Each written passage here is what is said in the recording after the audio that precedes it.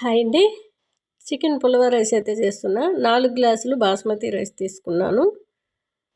ఓ 2 సార్లు మెల్లగా కలుపుకొని కడిగేసుకుంటే సరిపోతుంది. గట్టిగా పిసక్కూడదు బాస్మతి రైసు, ఎందుకంటే ఇరిగిపోతే మళ్ళీ నార్మల్ రైస్ లాగా చిన్నగా అయిపోతుంది.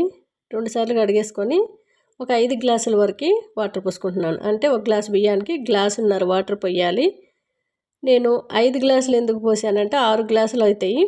నేను 4 గ్లాసులు రైస్ తీసుకున్నా కాబట్టి ఒక 6 గ్లాసుల వరకు వాటర్ పోయాలి. కానీ చికెన్లో వాటర్ ఉంటుంది కాబట్టి ఒక గ్లాస్ తగ్గించి పోసుకున్నాను. స్టవ్ పైన కుక్కర్ పెట్టుకొని కొద్దిగా ఆయిల్ వేసుకొని లవంగా, దాల్చిన చెక్క, యాలక్కాయ, కొద్దిగా మిరియాలు, సాజీరా వేసుకొని ఆ ఉల్లిపాయ ముక్కలు, పచ్చిమిర్చి బాగా వేగిన తర్వాత ఈ చికెన్ అనేది వేసేసుకొని ఉప్పు, కారం, పసుపు లైట్గా వేసి నేను నైట్ టైమే తీసుకొచ్చి పెట్టాను చికెను. అది వేసేసుకుంటే పీస్ అనేది సాఫ్ట్గా మెత్తగా బాగుంటుంది. కొద్దిగా అల్లం వెల్లుల్లిపాయ పేస్టు, కొద్దిగా కారం, రైస్ వేస్తాం కాబట్టి కారం సరిపోద్దని కొద్దిగా కారము, గరం మసాలా పొడి వేసుకున్నాను. ఎటువంటి రుబ్బలేదు. ధనియాలు గడ్డ రుబ్బు కూడా మీరు వేసుకోవాలంటే వేసుకోవచ్చు. చిన్న కొబ్బరి ముక్క, ధనియాలు, కొద్దిగా జీలకర్ర కూడా పేస్ట్లో వేసేసి వేసుకోవచ్చు. ఒక 2 టమాటాలు మెత్తగా మిక్సీ పట్టుకొని వేసుకున్నాను. గరం మసాలా పొడి కూడా ఇంట్లోనే తయారు చేశాను. ఎవరికైనా కావాలంటే వీడియో ముందు చూసి తయారు చేసుకోండి. 1 కేజీ వచ్చే వరకు స్టవ్ హైలో పెట్టి ఉడికించుకుంటే సరిపోతుంది. 1 కేజీ వచ్చాక స్టవ్ బంద్ చేసి విజిల్ వేడివేడిదే ఉన్నప్పుడు తీసేసినట్లయితే మనకి రైస్ వేసి మళ్ళీ 1 కేజీ పెట్టుకుంటే అయిపోతుంది. చికెన్ 1 కేజీకే ఉడికిపోతుందా అంటే చిన్నగా కట్ చేయించాను కాబట్టి ఉడికిపోతుంది. లెగ్ పీసులు లైట్గా మనకి 1 కేజీ రాగానే కుక్ అయిపోతాయి మెత్తగా కూడా. నేను ఈ రైస్ అంతా వేసేసుకొని కొద్దిగా రాళ్ళుప్పు, కొత్తిమీర, పుదీనా వేసుకున్నాను.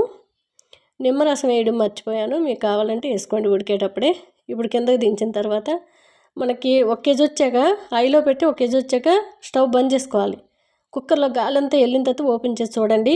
చక్కగా పొడి పొడిగా రైస్ చక్కగా ఉంటుంది బాస్మతి రైసు. నేను ఒక 3 స్పూన్ల వరకు నెయ్యి వేసుకున్నాను. ఒక 2 స్పూన్ల వరకు నిమ్మరసం వేసుకున్నాను. మనం అంతకుముందే టమాటా, పెరుగు వేసుకున్నాం కాబట్టి పుల్ల పుల్లగా చాలా బాగుంటుంది. అడుగు కూడా అంటకుండా చక్కగా వచ్చేస్తుందండి. మీరు 1 కేజీ వచ్చాక స్టవ్ మొత్తం బంద్ చేసిన తర్వాత కూడా వెంటనే తెరవకూడదు మూత. చల్లగా అయిన తర్వాత తీసి చూడండి.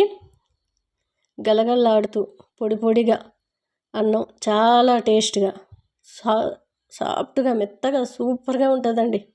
వెంటనే చేసుకునే బాస్మతి రైస్ ఇలా ట్రై చేయండి. చికెన్ 65 చేశాను. అది ఇంకోసారి మళ్ళీ వీడియో తీసి పెడతాను. చక్కగా టేస్ట్గా ఉంది.